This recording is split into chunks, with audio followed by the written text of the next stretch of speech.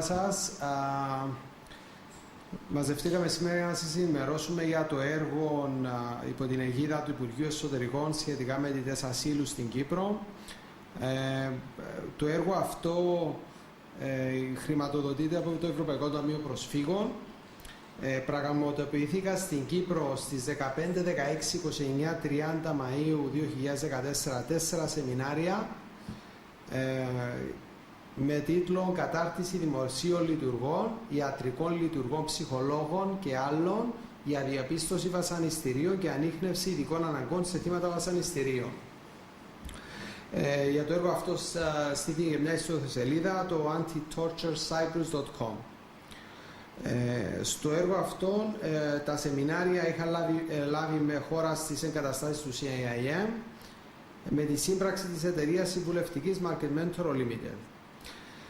Τώρα, για το έργο αυτό, την εκπαίδευση εισηγήθηκαν οι διεθνούς φήμης καθηγητές Τόμας Βέντσελ, Σύρος Μισράη και Μόριτς Μπέρκ από την Αυστρία, ειδικευμένοι στην ψυχιατρική επιστήμη και με μεγάλη εμπειρία στην εκπόνηση προγραμμάτων σχετικά με την περίθαλψη θυμάτων βασανιστήριων. Συνολικά το ζητούμενο για αυτό το έργο ήταν η γνωστοποίηση του πρωτοκόλλου της Κωνσταντινούπολης, το οποίο, όπως αποδείχθηκε, σε έναν πολύ μεγάλο βαθμό δεν γνώριζαν στην ολότητα του, τουλάχιστον, οι δημόσιοι λειτουργοί. Το ενδιαφέρον όμως που έδειξαν λειτουργοί στο να παρακολουθήσουν τα σεμινάρια αυτά ήταν εξαιρετικό. Το ακροατήριο αποτελείται από ιατρούς, νομικούς, ιατρικούς υπαλλήλους, ψυχολόγους και δημόσιους λειτουργούς των αστυνομικών αρχών, καθώς και σοφρονιστικούς υπαλλήλους. Αυτοί οι κλάδοι ήταν αυτοί που καλούνται συνήθως να χειριστούν φορτισμένες καταστάσεις στο βασανιστήριο. Το πέρασο σεμιναρίο ταυτίστηκε με την καθολική αποδοχή του πρωτοκόλλου της Κωνσταντινούπολης, καθώς όλοι οι συμμετέχοντες διδάχθηκαν πώς θα ξεκινούν την έρευνα μιας υπόθεσης βασανισμού με τον ορθότερο δυνατόν τρόπο, ούτως ώστε να μην επιδεινώνουν την κατάσταση του θύματος. Επιδιωκόμενος στόχος του εγχειρήματος ήταν η κατάρτιση των δημοσίων λειτουργών, ώστε να πλησιάζουν με τη σωστή μέθοδο και να εξετάζουν σωματικά και ψυχικά το θύμα, χωρίς να του προκαλούν πόνο ή οποιοδήποτε φόβο.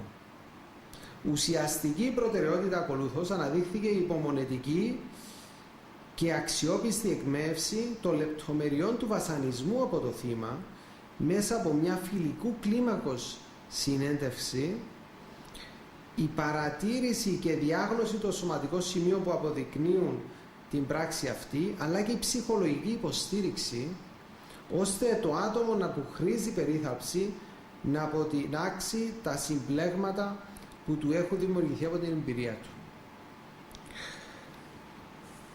Απότοκο του σεμιναρίου ήταν η πλήρης κατάρτιση των λειτουργών για τα νομικά ζητήματα που ανακύπτουν από μια εμπειρία βασανισμού και το πώς οι νομικοί πρέπει να διαχειριστούν το θύμα κατά τη διαδικασία υπεράσπισης του.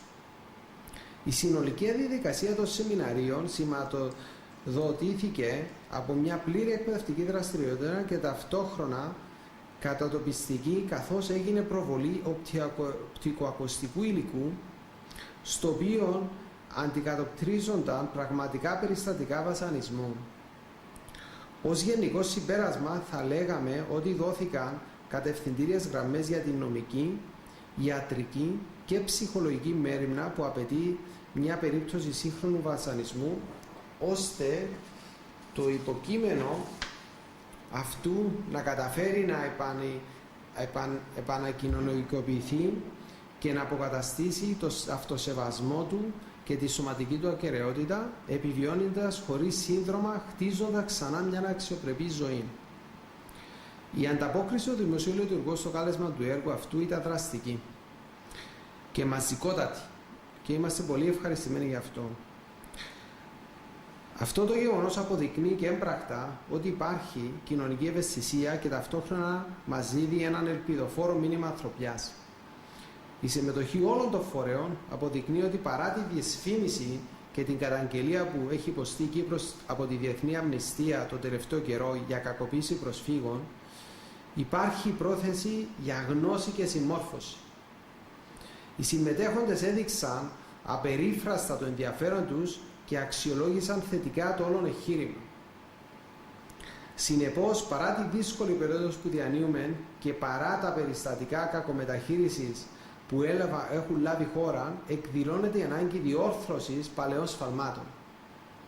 Διακρίνεται δε από τους ιδίους τους λειτουργούς η πρόθεση να διδαχθούν και να επεκτείνουν τις υπάρχουσες γνώσεις τους ως μια προσπάθεια βελτίωσης της ως τώρα εφαρμοζόμενης αντιμετώπισης προσφύγων με εμπειρίες κακομεταχείρισης. Απολογία προς τα κακώς κείμενα του πρόσφατου παρελθόντος μπορούν να αποτελέσουν τα εκπαιδευτικά σεμινάρια του έργου μας για κατάρτιση των δημοσίων λειτουργών, ώστε να ανιχνεύουν τα βασανιστήρια και να αντιμετωπίζουν κατάλληλα. Πρόκειται για μια ρηξικύλευτη και ελπιδοφόρα κίνηση, η οποία θέτει την ταφόπλακα στις μεσαιωνικές πρακτικές και υποδεικνύει ένα εναλλακτικό κοινωνικό πρότυπο αντιμετώπισης προσφύγων που μπορεί να αποτελέσει παράδειγμα προς μίμησης παγκοσμίως.